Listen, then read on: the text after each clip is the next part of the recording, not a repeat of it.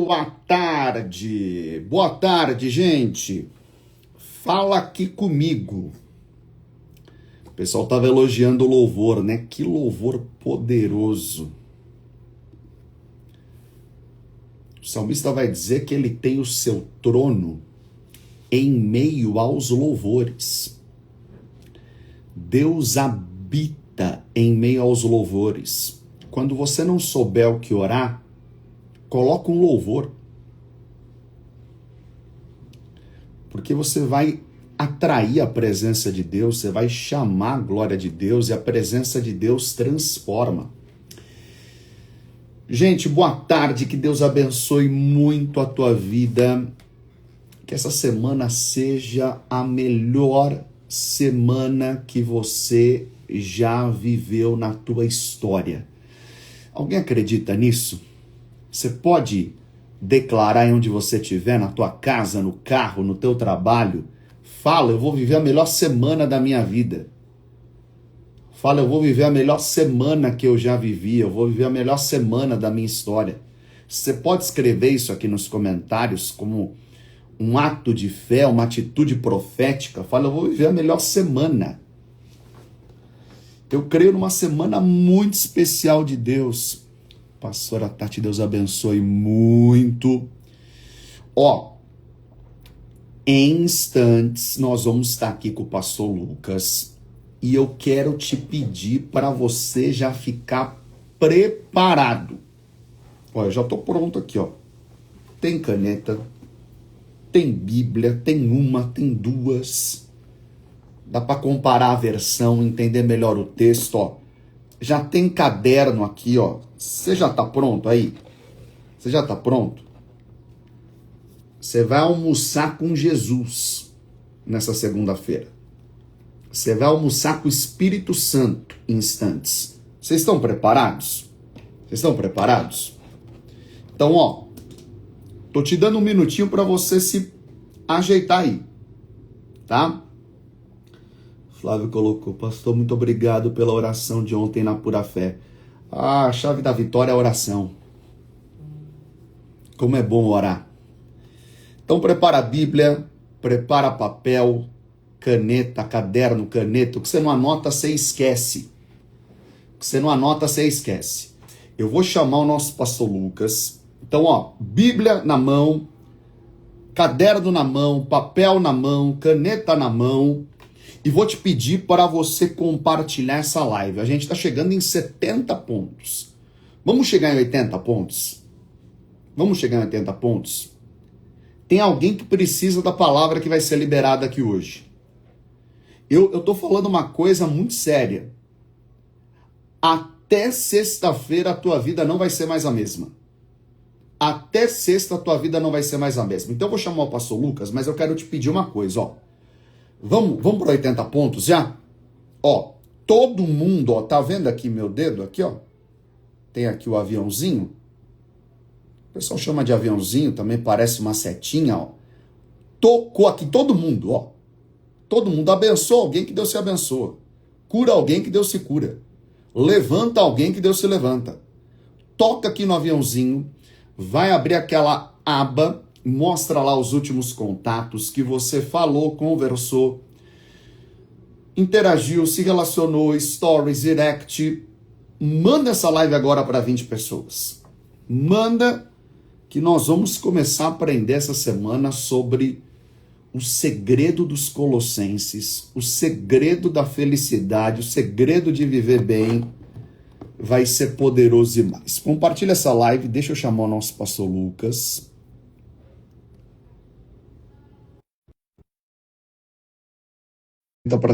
Para compartilhar isso. Manda essa live. Boa tarde, meu pastor. Boa tarde, meu amado pastor Marquinhos, tudo bem? Melhor agora com o senhor aqui. E o senhor tá bem? Eu estou bem na sala improvisada aqui, que eu sou apenas um simples pregador. Estou aqui na... Essa sala tá muito chique. Nem Salomão teve uma biblioteca dessa e uma cadeira dessa. Exato. Eu lembro muito bem das palavras do nosso Senhor Jesus, que um é o que planta, outro é o que colhe, mas Deus é maravilhoso, pastor Tem, Marcos. tem um galardão que é só esperando em Deus mesmo, né? Exatamente, é lógico, absolutamente, absolutamente. Estou animado, estamos animados. Graças a Deus, pastor, a gente está muito feliz, estamos felizes de estar aqui com o senhor mais uma vez e feliz pela tua disposição de estar aqui com a Cara, gente essa semana.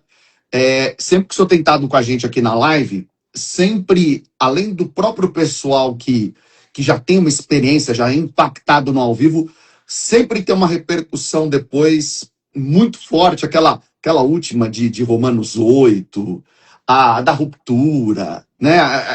Fica marcado na gente mesmo. E a gente está com muita expectativa para essa semana, porque a gente vai estar junto aí, se Deus quiser, querendo Deus, a semana inteira, né? De segunda a sexta.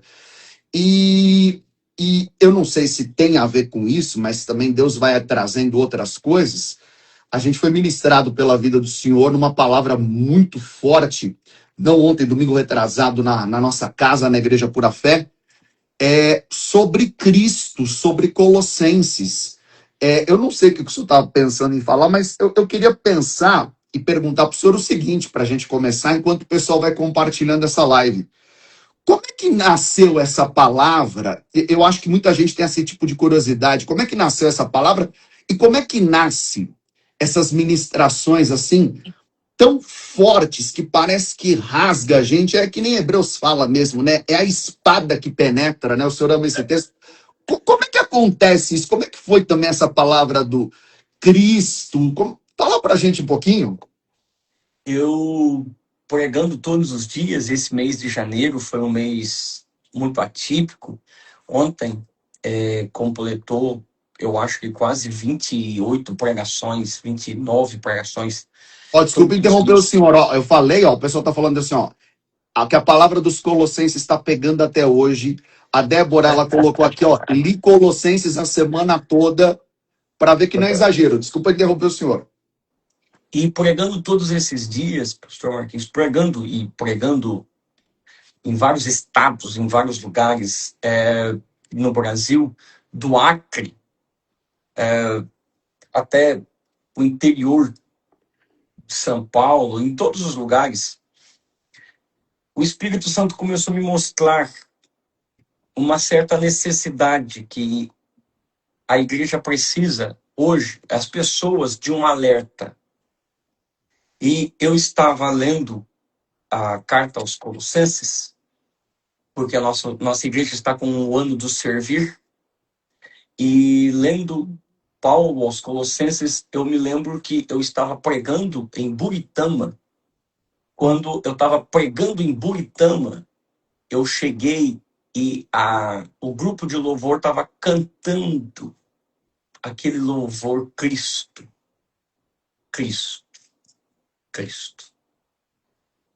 E aquilo mexeu comigo, porque nesses dias de tantos métodos, tantos princípios, tanta chave, tanto código, cadê Cristo? Não tem Cristo. E eu comecei a perceber que a gente está caindo no erro de aquilo que os especialistas chamam de domínio da dependência. O que é o domínio da dependência? É quando a gente fica tão refém de uma linguagem dentro de um lugar que a gente não consegue transferir aquela linguagem, aquele aprendizado daquele lugar para outro lugar. Uau. Vou dar um exemplo nisso. Imagine um médico, tanto conceito que ele tem como médico. Mas imagine se eu pedir para algum médico pregar. Ele vai ter dificuldade de pegar aquele conceito tão poderoso e trazer para as escrituras, porque a nossa mente ela tem esse processo de delay. Por que eu estou dizendo isso? Porque a palavra de Deus, infelizmente, tem se tornado apenas uma palavra de conceito religioso. Ela serve para o ambiente da igreja. Meu Ela Deus. serve, como é que as pessoas dizem, para o espiritual. Interessante, porque a Bíblia nunca separou o homem, o espírito, a alma e o corpo. Pelo contrário, Provérbios está cheio disso. Cheio do quê? Que se a tua alma vai mal, o teu corpo está mal. A Bíblia diz que um coração alegre formoseia o rosto. Ou seja, é o oposto. A Bíblia sempre trabalhou que se aqui tiver resolvido, o corpo vai estar resolvido. Então, a gente não consegue perceber que aquilo que a gente tem na mão é para qualquer área da vida. O que outros perceberam, o que coaches perceberam, o que outras pessoas perceberam e fazem e ajudam pessoas com um único problema. Qual? Cristo não é o centro. Então, a gente vai essa semana toda estudar a carta de Paulo aos Colossenses. E Paulo coloca na carta que Cristo é a supremacia. Cristo é tudo. Aí eu pergunto, se está escrito aqui que Cristo é tudo, então alguma coisa está errado comigo de viver como se eu não tivesse Cristo ou se Cristo não fosse nada. Meu Deus. Que poder é esse que habita em mim, que eu vivo como miserável, não no sentido financeiro apenas. Miserável no sentido de mente, de alma, de corpo, de comportamento, de hábito. Então foi aí que o Espírito veio, primeiro para me dar um alerta e nos mostrar como nós estamos embriagados de tanta informação, quando uma só é necessária: Cristo. Meu Deus. Porque nele habita a plenitude de tudo. Não foi ele que disse que o ladrão vem para roubar, para matar e destruir, mas eu vim para que vocês tenham vida e vida em abundância. Então nele tem, cadê? Então foi nesse exato momento que eu fui impactado e percebi que mesmo sendo uma mensagem dura, mas é a minha posição pastoral pregar essa palavra e abrir a mente das pessoas. Por quê? Porque a minha vida em Cristo, pastor Marquinhos, não é só para eu ser um crente. A minha vida em Cristo, e aqui, Colossenses, nós vamos aprender que Paulo fala, ó, Cristo é para você viver de modo digno do Senhor. O que é viver de modo digno? A ponto da pessoa ver Deus no que você faz como trabalho, como negócio, como homem, como mulher, como pessoa. Cristo. Ou seja, em Deus você aprende a viver de modo digno em todas as áreas da sua vida. Todas as áreas da sua vida. Todas as áreas da sua vida. Então, para quem não é essa live, para religioso, essa live não é para religioso. Meu Para quem Deus. não é essa semana, para preguiçoso. Essa semana não é para preguiçoso. Para quem é essa semana? Para quem também só está interessado em uma única coisa. Ah, eu quero uma chave para mudar a minha vida. Não tem mágica. Você quer mágica, vá para outro lugar. Que não tem mágica. Aqui tem o evangelho. O evangelho é poder de Deus. Agora, para quem quer mudança, para quem quer amplitude, para quem quer mente aberta, essa semana, na carta de Paulo aos Colossenses, a gente vai aprender o que é ser feliz e o que é viver bem. Eu diria, eu não tinha noção do impacto dessa carta de Paulo aos Colossenses. Não tinha noção. Efésios eu sabia, Romanos também, Colossenses. Mas eu estive em Colossenses, nas ruínas, em Hierápolis e Laodiceia, porque Colossenses nem existe mais. Nem ruína de Colossenses existe. O que nos ensina que quando Cristo não está presente, nem uma linha de memória fica para contar a história. Quando Nada fica. Cristo não está presente, nenhuma linha de memória fica. Nada fica. Nada. Precisamos de Cristo, até porque a história só existe porque ela é dividida em Cristo. Acho que Então, seria uma boa pedida todo mundo ler Colossenses essa semana, né? leia Colossenses, leia na versão NVI, leia na versão ARA, na King James, leia Colossenses todo dia. Em 20 minutos você lê essa poderosíssima carta. Então, essa semana a gente vai ficar em Colossenses. Eu quero agradecer ao Senhor por você receber o convite quando Deus falou comigo. E eu falei, eu vou fazer uma live. Eu falei, mas eu não vou fazer uma live sozinho. Porque já tem alguém que faz live. Eu vou falar se ele emprestar o público dele para mim, a gente faz junto. Imagina, é nosso, aqui é tudo nosso. Pastor, o que que o senhor quer falar hoje? Como é que o senhor acha que tem que ser esse pontapé inicial? Se o senhor quer falar um pouco também desse momento de Paulo que escreve a carta, o que que o senhor queria começar trabalhando com a gente hoje? Tá, vamos lá. Então, pessoal que está aí, né? O pastor Marquinhos falou, Bíblia, caneta e papel. Então, nós vamos ficar na carta aos Colossenses. Hoje, eu vou tentar, junto com o pastor Marquinhos, a gente vai ficar entre os versículos 1 e 8, para a gente já desenvolver uma linha de pensamento. E todo dia a gente vai estabelecer um segredo, a gente vai estabelecer uma direção para aquele dia, né? E hoje nós vamos estabelecer aqui uma direção sobre o segredo dos Colossenses, viver bem e ser feliz. E viver bem e ser feliz está relacionado sobre quem sou, o que faço e o que tenho. Quem sou, o que faço e o que tenho. Quem sou, o que faço e o que tenho. Eu quero pedir para todas as pessoas compartilharem essa nossa live e ficar conosco aqui e anotar. E nós vamos começar aqui. Tá me ouvindo bem, pastor Marquinhos? Eu acho que tá tudo Tá certo? limpinho, limpinho. Legal. Então vamos embora. Para quem está conosco aí, a carta é de Paulo aos Colossenses. Então, para quem está anotando também, é importante, tá? Fica conosco nessa live. Faz que nem a minha esposa, a Tati, faz. Ela coloca o foninho aqui e vai fazer o almoço ouvindo a gente. Então faz, depois você, o pastor Marquinhos vai deixar salvo. Se o pastor Marquinhos puder deixar em collab comigo, fica lá para todo mundo e vai ficar para você assistir. Então vamos lá. Primeira coisa que você tem que saber, antes da gente começar, é qual é a condição que Paulo estava quando escreve aos Colossenses. Então, capítulo 1, versículo 1 da carta, Colossenses é uma cidade, tá? Para quem está conosco, é uma cidade que provavelmente hoje a gente tem ali onde provavelmente tenha sido a região dela, porque nós não temos hoje nenhuma ruína de estudo arqueológico, mas ela fica na Turquia.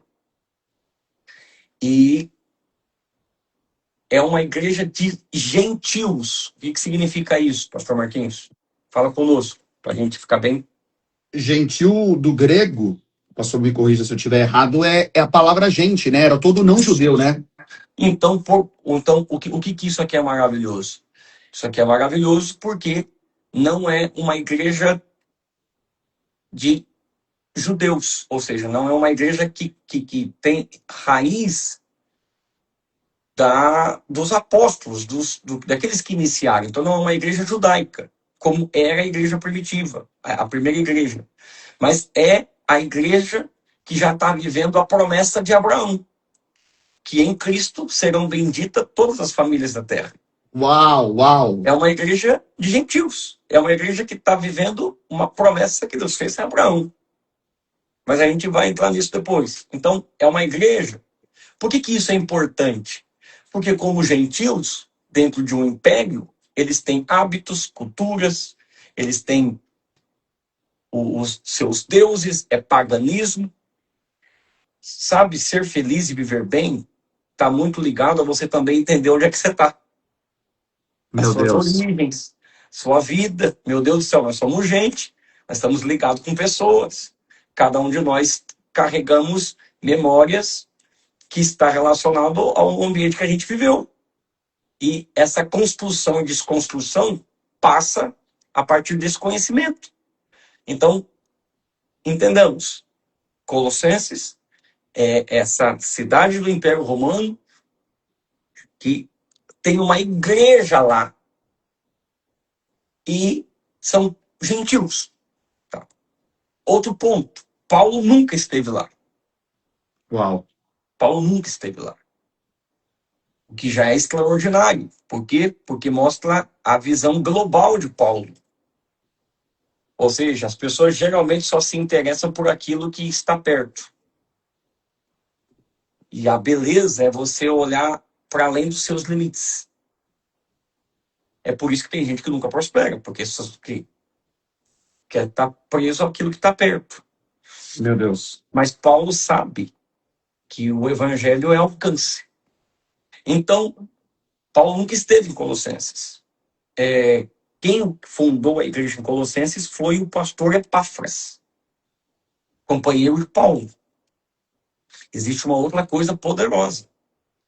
O que é a bênção de viver bem e ser feliz é saber que algo que eu não posso fazer diretamente não significa que não possa ser feito se eu tiver alguém em quem confiar. Eu não posso resolver tudo. Mas se eu tiver gente que resolve junto, a gente vai viver projetos grandes juntos. Meu Deus. E Paulo tem Epáfras. Alguém que tem um coração dele. Pronto. Onde é que Paulo estava quando Paulo escreve aos Colossenses? Provavelmente ela foi escrita no ano 60 depois de Cristo. É um momento sombrio do Império Romano. Se não estou enganado, Nero já estava reinando. Paulo está preso em Roma, numa prisão domiciliar. Então vamos lá. Tudo que eu falei até agora é para a gente começar a compreender o que é viver bem e ser feliz. Fica com a gente. Então vamos lá. Paulo vai escrever essa carta porque essa igreja está tendo problemas. Problemas iguais aos nossos, do dia atual. Está tendo problemas. E o pastor Epáfras, ele vai pedir para Paulo, Paulo, está acontecendo alguma situação. Cara, viver bem é sempre ter alguém para te aconselhar quando as coisas ficarem do nível que você sozinho não pode resolver. Quem é o Paulo que você pode pedir ajuda? Depois dessa, pastor Marcano, eu vou fazer mais lá, vou embora. Viver bem é você sempre ter alguém para te aconselhar quando as coisas não estiverem bem. Exato. Quando as coisas estiverem além do que você consegue lidar. Porque Meu Deus. eu não vou conseguir lidar com tudo, eu sou limitado. Mas tem alguém que talvez está vendo o que eu não estou vendo. E detalhe. Você nunca pode julgar a condição de alguém como se a pessoa fosse aquela condição. Por quê? Porque alguém pediria conselho para um presidiário, é que aquele presidiário não é comum, é Paulo, né? Meu Deus. Você não pode me julgar pela minha condição, porque às vezes a minha condição é só um processo. Ela não pode inferiorizar o tamanho e a grandeza do que eu carrego. José na prisão cuidava de tudo, né? Entendeu? Você entendeu? Você nunca pode julgar alguém por estar numa situação difícil, porque às vezes é só um processo. E aquilo era de fato um processo. Porque aquela prisão e aquela quarentena foi uma bênção. Por qual razão? Porque eu só estou lendo uma carta que foi produzida ali. Viver bem é saber produzir coisas mesmo em tempos difíceis. Viver bem é sempre produzir coisas mesmo em tempos difíceis. Exatamente. Alguém precisa anotar isso, ó. Viver Até bem porque- é sempre produzir coisas mesmo em tempos difíceis. Até porque aquilo ali nunca foi uma prisão, foi um útero. Ele gerou cartas ali, ele gerou filhos ali. Meu Deus. A gente tem que aprender a dar sentido para as situações que a gente vive. Meu Deus do céu. Tá? Então vamos lá. Estamos bem aí. Eu acho que, como que eu mexi aqui para poder aumentar minha luz, acho que ficou travado. Eu nem sei se tem alguém comentando, eu não estou vendo nada. Tem um monte de gente comentando, mas se travar pro senhor assim, o pessoal aqui, o pessoal tá vibrando aqui, ó. O pessoal tá escrevendo, tô passado, concordo, muito forte, glória a Deus, uau, meu Deus. Vamos junto, glória a Deus, vamos embora.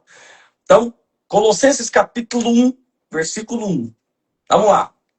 Paulo, Eu estou lendo na NVI. Apóstolo de Cristo Jesus, pela vontade de Deus, o irmão Timóteo. Maravilhoso. Por quê? Porque viver bem é sempre se lembrar quem você é. Viver bem é sempre se lembrar quem você é. Lógico, porque o dia que você perdeu a identidade, a vida perde o sentido. Paulo. Ou seja, as condições e as situações difíceis não podem fazer esquecer quem eu sou. E veja, Paulo, o apóstolo, não é o apóstolo Paulo. Porque para alguns a posição é mais importante que a identidade. Não, Paulo, porque Deus está interessado primeiro em quem eu sou. Meu Deus. Paulo. Paulo. É o Paulo. Agora, entenda o que é poderoso. Por quê? Porque algumas vezes a bênção de saber quem você é vai fazer você tomar atitudes que parecem ser simples para você, mas chocante para os outros. Vou explicar. Você imagina a igreja de Colossos recebendo uma carta de Paulo?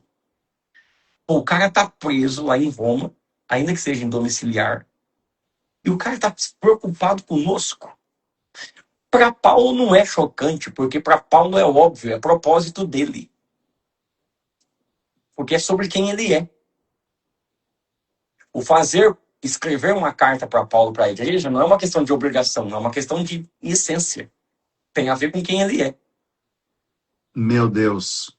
Agora, para a igreja, é um estouro.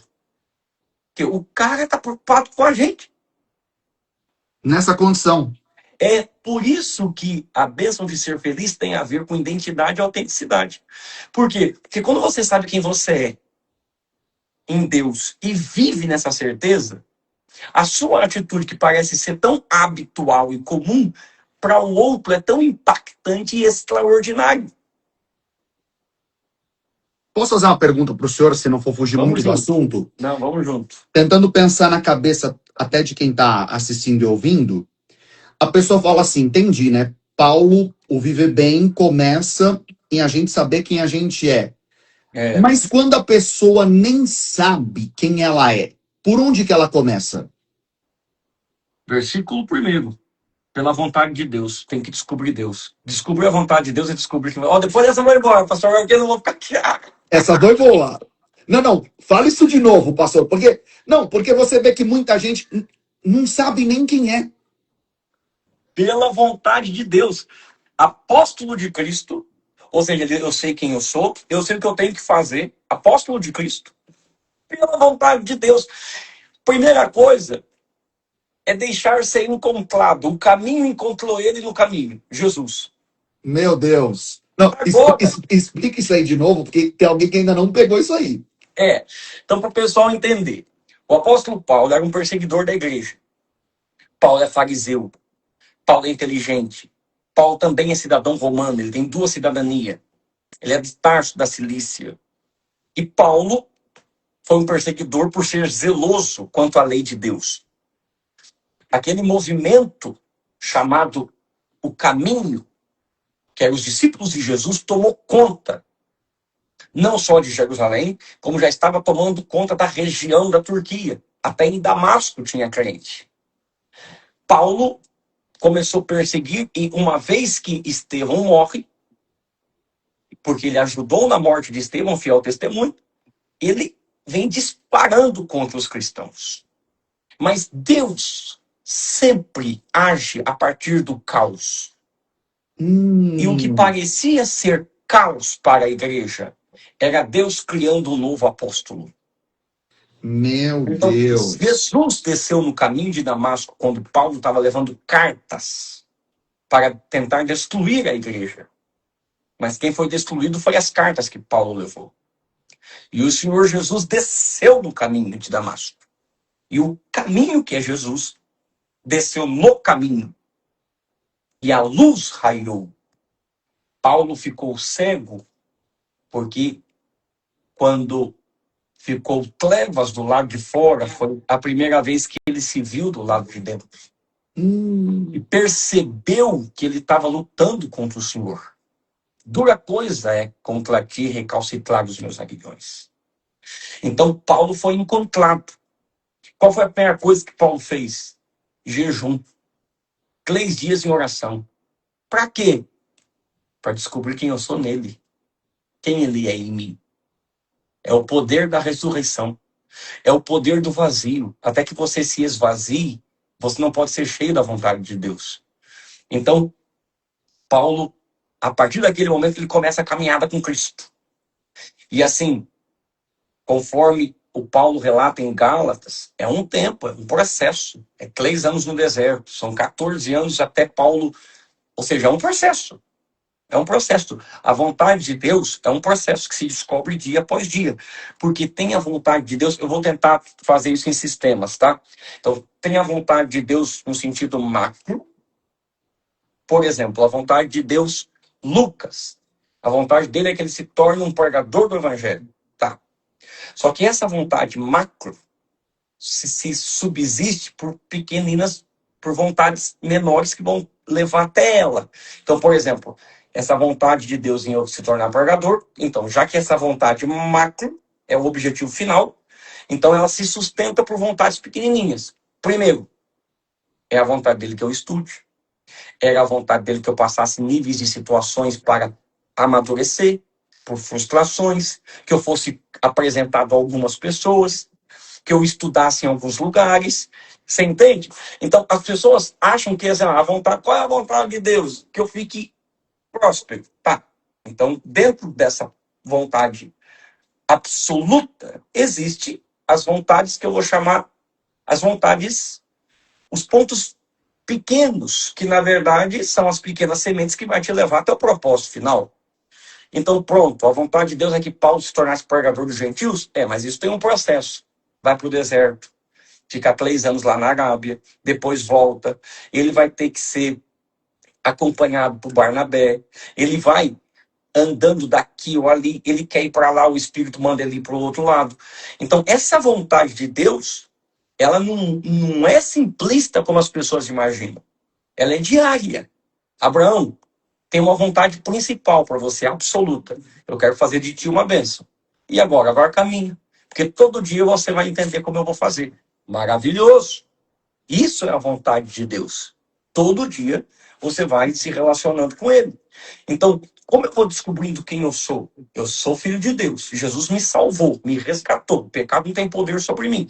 Agora, o meu relacionamento diário vai me levar até esse plano absoluto de Deus na minha vida. Então, Paulo entendeu, o que eu vou dizer agora, pelo Espírito Santo, Paulo entendeu que aquela cadeia em Roma faz parte de uma vontade de Deus, para que ele chegasse até os gentios. Pastor, como que ele vai chegar até os gentios se ele está em Roma, numa cadeia, numa prisão domiciliar? Tá, ele não vai, mas ele entendeu que a carta vai. E ali ele poderia escrever. Sempre há uma vontade de Deus escondida em cada situação. Meu Deus. Porque descobrindo essa vontade, eu descubro quem eu sou e os depósitos que Deus colocou em mim. Paulo, apóstolo, pela vontade de Deus. Depois dessa, pastor Marquinhos, a gente pode... Não, o senhor falou agora, só para o senhor dar uma respirada, mas Vamos dar virou uma uma chave. respirada, né? Eu me lembrei, acho que o senhor vai se lembrar,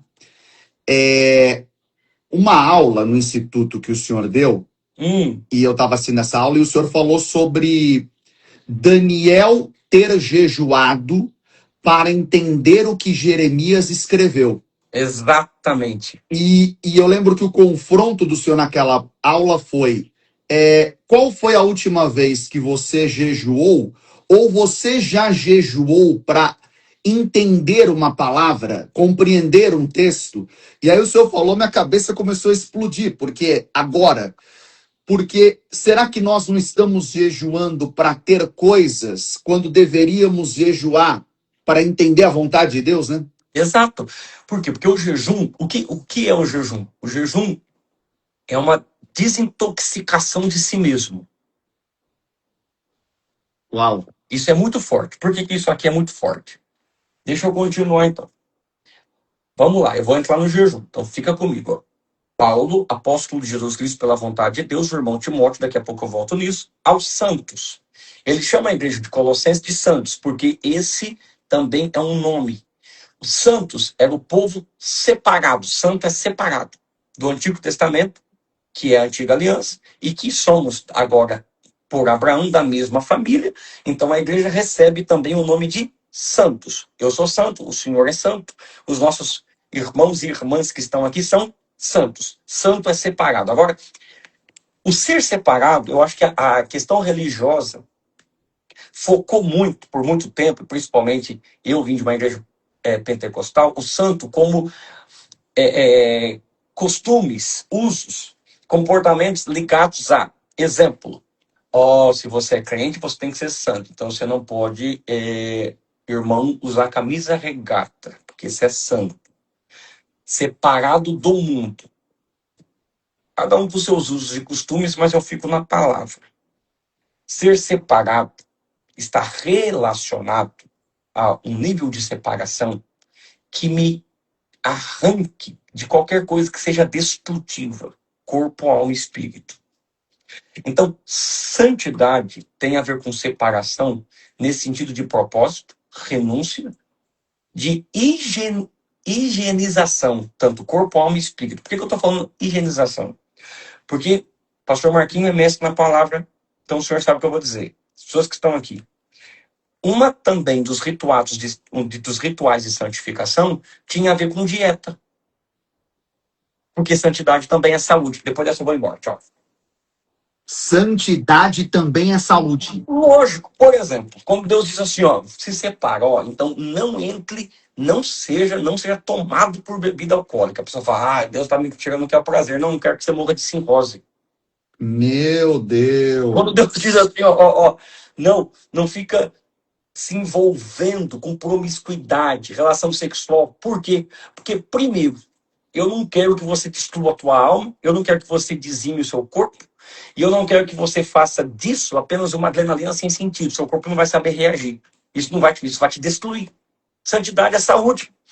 Então, saúde espiritual, saúde na alma, saúde no corpo. Então, o jejum faz parte desse elemento de uma santificação, uma separação. Para quê? Para que eu esteja higienizado, limpo, até para descobrir o que há em mim, o que Deus já colocou em mim. E eu ainda não percebi. Por quê? Olha o que a ciência está clamando hoje. Vá para a dieta. Desliga as telas. É jejum, gente. É só outro nome para jejum.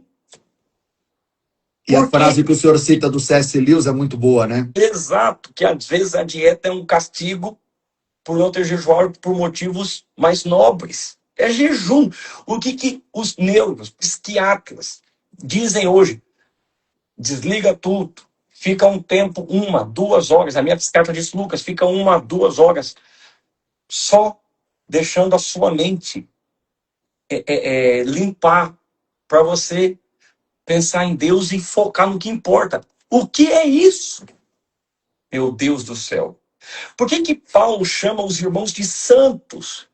Por quê? Porque uma nova ideia mundana estava tentando entrar e fazer eles se esquecerem do que já têm e perder o senso de separar o que de fato condiz com a minha saúde, a minha vida espiritual, física, emocional, na tentativa de viver algo que eu já tenho e não estou sabendo.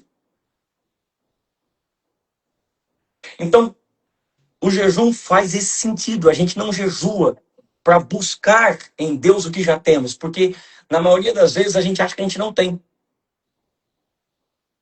Sabe, o Novo Testamento não vem para me ensinar a buscar o que eu não tenho, porque no Novo Testamento, em Jesus, eu já tenho. Na verdade, ele vem para me libertar de coisas que não posso ter. Coisas do meu passado, coisas que o pecado quer tentar enraizar, o velho homem que grita, e é todo esse aparato de informação, é um mundo querendo me levar para coisas. É como uma criança que tem um convite para brincar na praia. Como ela não tem dimensão o que é praia, ela prefere ficar brincando de castelinho de barro no quintal da casa dela, porque ela não sabe a dimensão da praia. Eu estou falando de Cristo. A saúde em Cristo, a graça em Cristo, a direção, prosperidade. Mas a gente prefere ainda ficar no quintalzinho das nossas códigos, dos nossos chaves, que só enganam a gente. Por isso que precisamos urgentemente sabemos quem somos, buscar a vontade de Deus, para que em santificação, não em religiosidade, em santificação, priorizar, separar, para que eu possa ter uma visão mais clara e saber exatamente, descobrindo pelo Espírito, o que Deus já depositou em mim. Eu posso conectar isso com o Salmo primeiro, porque eu acho que Absolutamente. as pessoas ficam pensando, né? O que eu preciso fazer para ser feliz? E o salmista ele traz exatamente, acredito eu, essa visão que o senhor está trazendo. Bem-aventurado, né, na revista atualizada ou na NVI, feliz aquele que não. Não é essa a ideia do jejum e da separação? Exato. É por quê? Porque a primeira coisa para ser feliz é descobrir o que não fazer. Uau! O que não fazer? É comportamento, o que não fazer. Nossa! O que não fazer. Por quê? Porque se eu já descobri, é aquilo que o meu pai espiritual, o bispo Bruno, falou, Lucas. Descobrir quem você é passa sobre descobrir quem você não é. Meu Deus! Pastor, fala de novo essa frase, por favor. Descobrir quem você é passa em descobrir quem você não é. Ó, Hum, qual é a primeira coisa que a gente faz para os nossos filhos? Você tem uma escola de inglês. Qual é a palavra que é a primeira coisa que a gente repete para eles? Não. Por quê? Porque como eles não têm noção do perigo, então é curiosidade, quer fazer. Então qual é a primeira coisa que eu falo? Não faz isso, não faz aquilo. Lógico que se isso for em excesso, você vai reprimir. E tudo que você reprime e traz como curiosidade, dá mais vontade de fazer.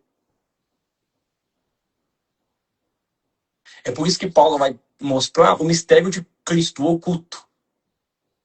Ó, o mundo não quer que você saiba disso. Porque Paulo sabe que se as pessoas entendem, cara, o diabo não quer que eu saiba, o mundo não quer que eu saiba, então é agora que eu quero saber. meu Quero Deus. saber, eu quero ter Cristo. Então vamos lá, Paulo, apóstolo de Cristo Jesus, pela vontade de Deus, nós já estamos nos versículos 1 e 2. E o irmão Timóteo, lembra que Paulo está preso, uma prisão domiciliar, lógico. Por 2 anos ele vai ficar, isso está em Atos 28. E ser feliz é saber quem é que está contigo pelo propósito. Quem, como você descobre quem está contigo, por quem você é e pelo propósito que você vive? Quando você não estiver numa situação tão boa assim. Meu Deus. Você descobre, de fato, quem é que está contigo, quem entende que você carregue para onde você está indo, exatamente em tempos complicados. Timóteo está com ele. Timóteo está lá. Por quê? Porque Timóteo já tem a noção de que Paulo não é definido pelo lugar que ele está, mas por quem ele é e pelo que ele carrega. Aí eu tenho aqui 2 lições. A primeira, como é feliz aquele que tem alguém do seu lado em tempos difíceis. Hum, Timóteo. E alguém não para ficar reclamando, alguém para sonhar junto. E segundo, como é feliz alguém que tem alguém para te inspirar no que fazer quando essa pessoa está em tempo difícil. Porque imagina Timóteo, a inspiração de olhar para Paulo naquela condição e falar, pô, esse cara não está escrevendo, esse cara não para. Esse cara não para. Então, às vezes a gente escolhe como referências pessoas que só mostram resultados à distância. meu E não Deus. conseguimos ver os Paulos que estão perto da gente e que não param. Como uma mãe que tem filhos, uma mãe solteira, trabalha em 2, 3 empregos, não para. É como um jovem que trabalha de dia, estuda à noite, não para. Gente que está lutando e que não para. Então, Paulo, apóstolo de Cristo Jesus, pela vontade de Deus, o irmão Timóteo. Aos santos e fiéis. Veja, a igreja de Colossos estava tomando algumas atitudes erradas. Mas eles não deixaram de ser santos. Não deixaram de ser separados. E não deixaram de ser fiéis. Eles só estão precisando de instrução. Ser feliz e viver bem é parar de ver só o problema e começar a ver que por trás do problema existe ali algo bom. Que se você potencializar o que é bom, esse problema vai cair. Meu Deus. É essa instrução. E Paulo diz, irmãos em Cristo. Maravilhoso. Maravilhoso. Por quê? Porque quando você vê as coisas a partir do olhar de Cristo, você não vê a pessoa a partir da geografia que ela está. Porque eu estou falando de Paulo, que é hebreu de hebreu. Ele é um judeu de estirpe, de fina, de nobreza. Mas que olha para os pagãos de Colossos e fala, meus irmãos em Cristo. Quem é feliz? Aquele que consegue ver no outro mais daquilo que o outro pode ter. Ele é um judeu, descendência de Abraão. Os irmãos de Colossos são pagãos. Mas Paulo consegue ver mais do que isso. Paulo consegue ver Cristo. Você descobre que está vivendo acima da média quando consegue ver Cristo no outro. Mesmo quando o outro não vem de família cristã, mesmo quando o outro vem de uma situação complicada. Paulo viu Cristo no outro. Paulo diz em Cristo. Os que estão em Colossos. Pastor Marquinhos, essa aqui é uma coisa extraordinária. Sabe o quê? Ser feliz é também ver e conseguir contemplar que o fato de você estar em problema não quer dizer que Deus não esteja fazendo avanços. Meu Deus. Paulo está preso em Roma, mas a obra de Deus já chegou em Colossos. Eu estou Meu dizendo que Deus Deus. não parou de trabalhar só porque você está vivendo em uma situação complicada. Meu Acredite, Deus. Deus está indo em lugares que você não pode e abrindo caminhos para você. Meu Ah, Deus. isso é uma coisa maravilhosa. A igreja está em Colossos. Paulo pode estar em Roma, mas o evangelho já chegou em Colossos. Já Meu chegou aqui em São Paulo. Deus. Já chegou aí. Onde é que você está falando? Fala aí, irmãos queridos, onde é que você está falando? A igreja, o evangelho, Deus está agindo. Deus está agindo. Então, às vezes, nós ficamos preocupados pelo que não temos, que não conseguimos perceber o quanto já estamos alcançando em Deus. Deus está agindo. É isso que Sabe o que é isso que me conforta, pastor Marquinhos? É isso que me conforta. Os dias podem ser complicados, mas Deus está agindo, cara. Eu não consigo imaginar onde que ele está agindo. Eu posso não ver agora. A única coisa que eu posso saber hoje é da minha situação complicada, da minha dívida, da minha... Mas calma, calma, Deus está agindo. Levanta a cabeça, respira. Deus está agindo. Deus está agindo onde eu nem consigo imaginar. A gente limita a Deus à nossa geografia presencial, né? Exatamente. Exatamente. E aí, graça e paz a vocês, da parte do nosso Deus, o nosso Pai. Graça e paz.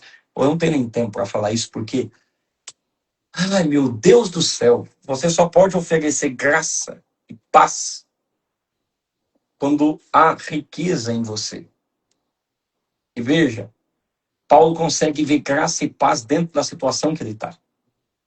E paz não é ausência de guerra, mas paz tem a ver com convicção de propósito. É por isso que ele tem paz.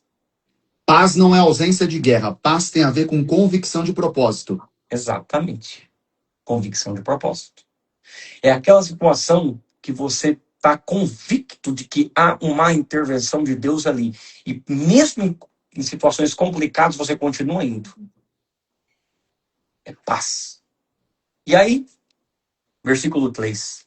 Sempre damos graças a Deus. Talvez a gente pare aqui hoje, no versículos 3 e 4. Mas aqui, sempre damos graças a Deus. Sabe o que é ser feliz, viver bem, pastor Marquinhos? E isso é uma atitude difícil, tá? Mas é isso que hoje é a recomendação dos que habitam nessas áreas humanas. De ser viver bem, ser feliz é sempre procurar um motivo para dar graças. Sempre damos graças a Deus. Quando essa eu vou embora. Ser feliz e viver bem é sempre encontrar um motivo para dar graças. Pô, difícil, hein? Por quê? Porque a nossa mente sempre procura o gatilho. E a gente inverte, né, pastor? Eu acho que a gente procura felicidade para agradecer. Mas é agradecer que depois a felicidade vem, né? Exato. E exatamente aqui está o segredo que o Paulo ensina. Sempre damos graças. Ele estabelece o sempre. Pô, isso é muito forte. Por quê? Porque assim, sempre damos graças, Paulo.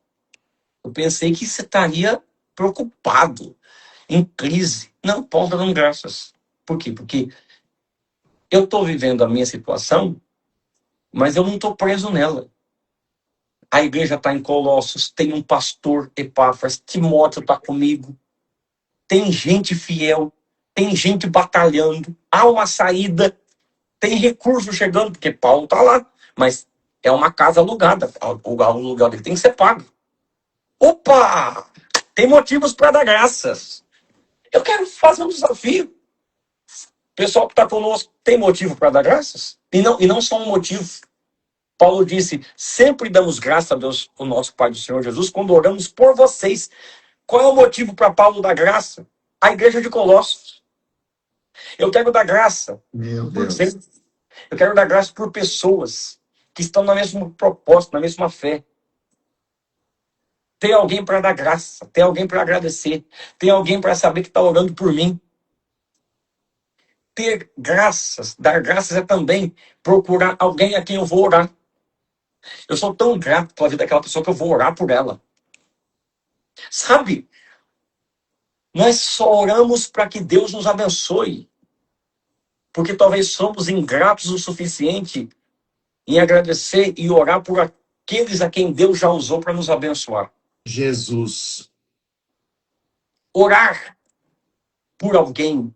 Em Deus, eu estou orando por aquela pessoa, porque ó, uma das razões de eu estar aqui é porque eu quero dar graça para ele. Eu quero dar graça pelo pastor Marquinhos, porque, por exemplo, ó, vou fazer aqui um seminário de Colossos aqui, junto com ele. Graças. Você só consegue ver problema porque treinamos a nossa mente para ver problema. Paulo está preso e escrevendo, damos graças. Damos graças. Eu Meu sei que tem Deus. problemas para corrigir, tem algumas coisas que eu preciso corrigir em Colossos, mas antes de começar falando sobre o problema de vocês, eu quero dar graças, porque vocês estão de pé. Então, Meu Deus. eu não tenho um casamento perfeito, mas dou graças por ter uma mulher de Deus e um filho abençoado. Não quer dizer que eu e não estou dando graças agora, estou dando graças por tudo que vivi, porque nem sempre foi fácil, mas eu dou graças. Pô, é maravilhoso. Se a gente ficar só aqui, sempre damos graças, sempre encontrar motivo para dar graça. Sempre. Sempre damos graças a Deus, o Pai do nosso Senhor Jesus Cristo, e Paulo bate muito nisso, o Pai do nosso Senhor Jesus Cristo, o Pai do nosso Senhor Jesus, porque, de novo, felicidade tem a ver com identidade, não importa quem você está vivendo, lembre que é filho, que você tem um pai, e que o teu pai, que é o Senhor, te fez filho por causa de Jesus. Paulo diz, quando oramos por vocês. Eu tenho que parar aqui. Porque vontade de Deus, ver Deus no outro, lidar com a minha situação, passa pelo caminho de oramos por vocês. Orar por alguém é confiar muito que Deus já está resolvendo as coisas que eu preciso. A ponto de eu não se preocupar em orar por mim para orar pelo outro. Meu Deus. Esse nível de felicidade é que eu quero ter. Não quer dizer que as coisas estão resolvidas para mim. Quer dizer que já tem alguém resolvendo algo por mim. Que isso? O que mais me choca em Jesus é que mesmo depois de Judas ter traído ele, sabendo que os discípulos fugiriam, ele usa um capítulo inteiro para orar, não por ele, pelos seus discípulos. Jó, né? Também. Jó, Paulo está preso, mas escreve uma carta dizendo para a igreja que não só agradece por eles, mas que ora por eles.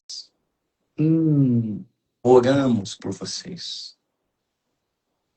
Sabe, a certeza que Deus está cuidando de mim faz com que eu me torne uma pessoa que veja além de mim mesmo. Não quer dizer que as coisas estão fáceis. E deixa eu explicar uma coisa aqui. Eu vou chamar isso de praticar a presença. Sabe, por um tempo, eu tive que aprender isso. Aí, por hoje, a gente vai parar aqui no versículo 3 e 4. Mas eu tive que aprender isso, e essa vai ser uma chave espiritual em Cristo Jesus para os nossos irmãos. Ó, eu sempre me perguntei, na verdade, falei, meu Deus, como que as coisas são? A vida de oração ela é muito subjetiva e pessoal. Geralmente, um pastor, eu e o senhor, pastores, a gente acaba tendo uma vida de oração diferente do que as pessoas imaginam, porque a gente aprende na prática a orar sempre. Então, eu tenho o meu tempo de joelho, mas eu vivo com a minha alma de joelho, porque a única maneira de ser quem sou é se eu viver de joelho. meu Deus. Pronto. Qual é a dificuldade de um pastor? Estabelecer um quarto secreto de oração, por causa das demandas. Não quer dizer que ele não viva em oração, porque a única maneira dele pastorear é viver em oração. Qual é o desafio do crente? Viver em oração. O crente até tem um quarto de oração. Às vezes o que o crente não tem é uma vida de oração constante. Por quê? Porque ele limita a oração o quarto. Hum, O pastor precisa ter um tempo secreto de oração. Para ele ter um tempo íntimo com Deus. Porque ele vive em oração. É muita coisa.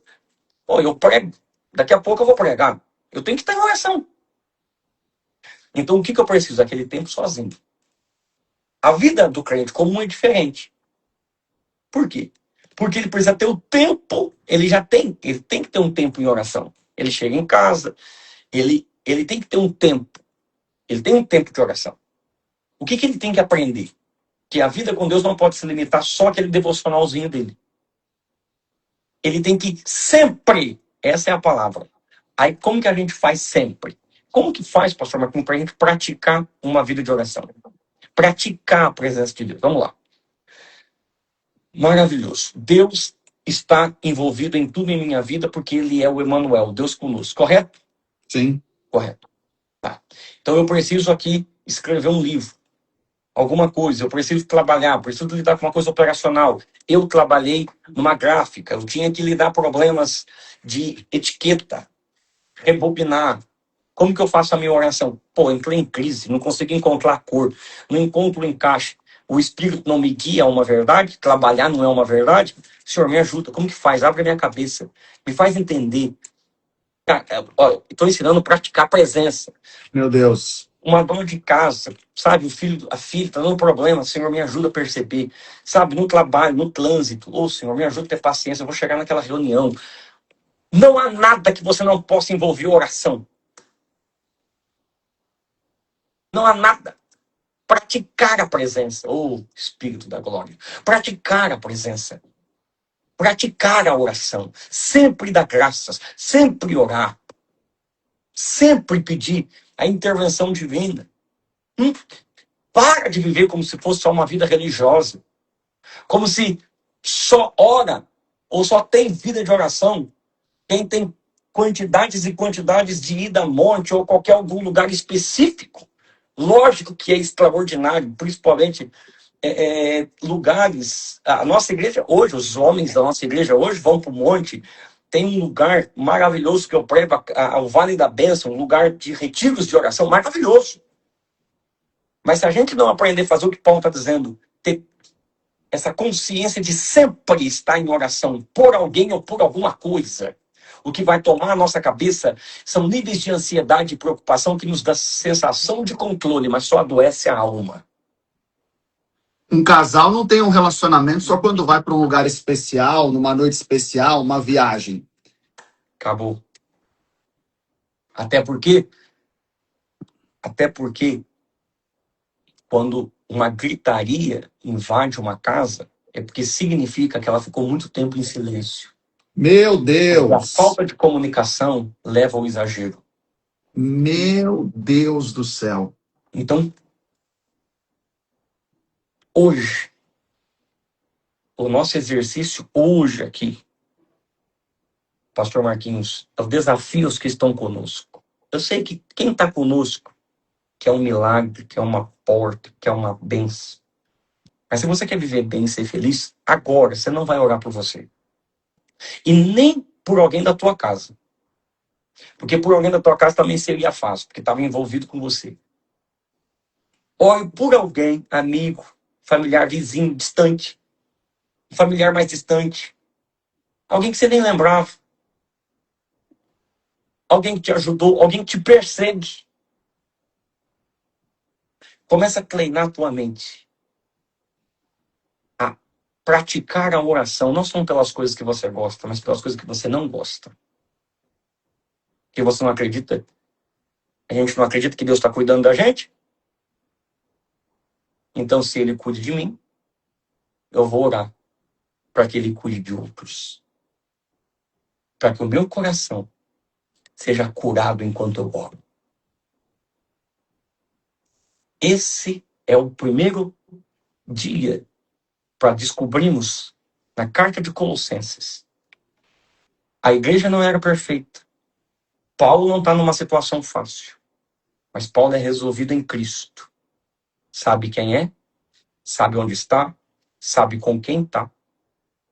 Agradece por uma igreja, porque Deus está agindo para além dos limites dele. E ele ora em favor daquela igreja, daquela situação. Mesmo estando numa prisão domiciliar. Mas eu estou numa situação limitada. Não Deus. Nem a palavra de Deus. Amém? Amanhã estaremos juntos, né? Pode orar por nós, meu pastor. Pastor, quero te agradecer. Amém. Não é demais e amanhã vamos estar aqui juntos ao meio-dia. Quem perguntou, pediu, nós vamos deixar salvo. Eu vou deixar o pastor Lucas, como ele orientou, no Colab.